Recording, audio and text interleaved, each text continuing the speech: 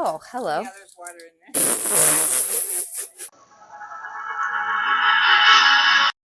Ka-chow! Hey everyone, welcome back to the channel. My name's Talena and this is Girlie Garage. Now today, if you notice that the bandana is halfway down, then you know that we are getting dirty and we are fixing this 2020 Kia Forte.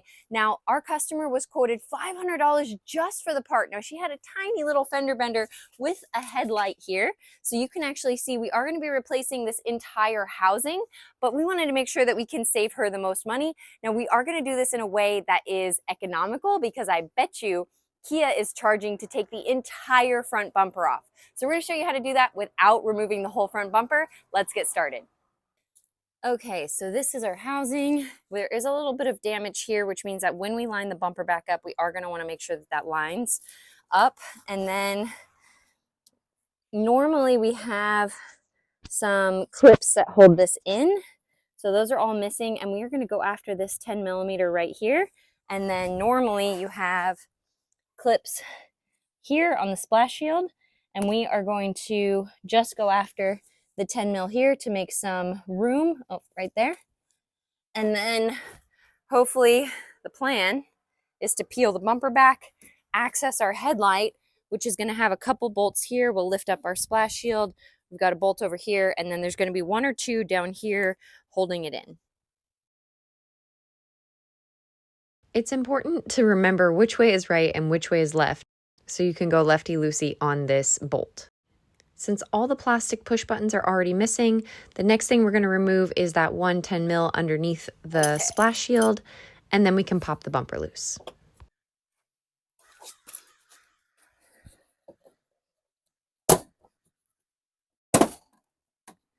Here we go. Okay, this is the bracket I was worried about, and it looks like it's okay. Okay, good. So that's good. Let's have a little close-up on that.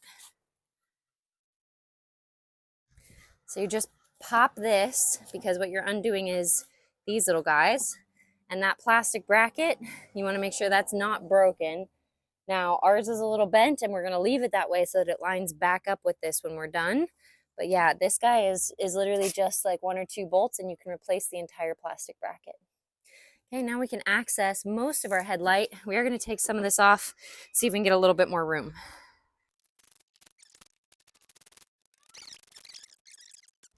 There are two dowel pins, one on each side of the top of the bumper, that you need to lift up and off in order to create wiggle room. Take it off of this corner as well. Then you're going to remove the two 10 millimeters and the one 12 millimeter bolt holding the top of the headlight in.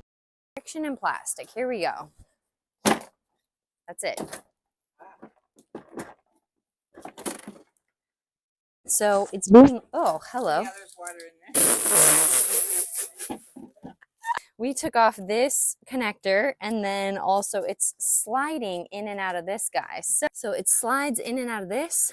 This is our connector. You just press down on this tab, and then you actually don't have to mess around with this bracket at all unless it broke, in which case if it broke, you do have two screws holding it in here. So what you would do is you would come from the bottom. Let's see if we can show that. Up here, undo those, either 10, they feel like 10 millimeters, or Phillips head. Undo both of those. This whole bracket will come out, and then you also have a painted 10 mil that lives in the center there, and then you can replace this bracket. This often breaks, and that's what's holding this up. And then also these tabs will break and cause your bumper to flap in the wind. So if you can replace these, you don't have to replace the whole bumper. If you just need to replace this is like a $6 part on Amazon. So let's finish getting this headlight back in. So we always compare our old parts to our new parts, and then we want to make sure that we change our bulbs over. So we are going to lefty-loosey here. That's a nice weather seal. And we're going to take these bulbs out. Now, you do not want to touch these with your bare hands, so make sure that you're only touching the housing and not the actual light bulb. Okay, so we want to line this guy and this guy. Okay, so there's two of them. So we're lining up this and this with this and this. So,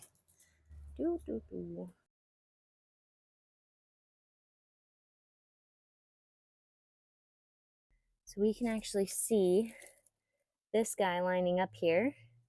And then this one you can't really see. It's going to be more of a feel. It is right down there. There it is. Did it seat in this guy? Mhm. Were you able to see it? No, I didn't. Okay, that one looks good. Let me stick my head in here. Oh yeah, that's in. That's happy. Sweet. When you have this many bolts and this many different pieces that need to line up, I like to start everything before tightening anything down. So start all the bolts first and then go through and tighten everything down once everything's aligned. When you are ready to tighten everything down, these bolts will be just past hand tight or 5 to 7 foot-pounds. Which is what we want. We like happy cars. Don't forget the clips on the bottom on the splash shield and all of the clips in the fender well before you tighten everything down. We did end up replacing all the missing plastic push buttons. I'll put a link to that in the video description. When you're done, you should always confirm your repair, making sure all the light bulbs work on both sides and that the hood lines up really well. Thank you so much for watching. We do our best to keep all of our educational content free, so if this video was helpful, please like and subscribe the channel so that other people can find this video.